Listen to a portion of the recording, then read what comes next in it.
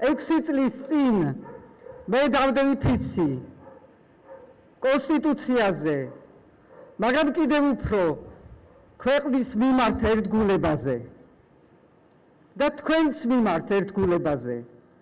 ამიტომ ვარ მე დღეს აქა და ეს ერთგულება არაფრით არ შეიცვლება.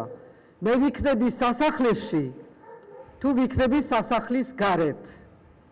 მე აქედან გამოვალ, თქვენთან გამოვალ და თქვენთან ერთად ვიქნები. ლეგიტიმურობა მოდის მხოლოდ ერთი წყაროდან და ეს წყარო ხართ თქვენ. იქ სადაც ხალხის ნდობა არ არის, იქ ლეგიტიმურობაც ვერ იქნება. საქართველოს პრეზიდენტი ღვთისა და ერის წინაშე ვფიცავ, რომ დავიცავ საქართველოს კონსტიტუციას, ქვეყნის დამოუკიდებლობას, ერთიანობას და განუყოფლობას. Patan prezident.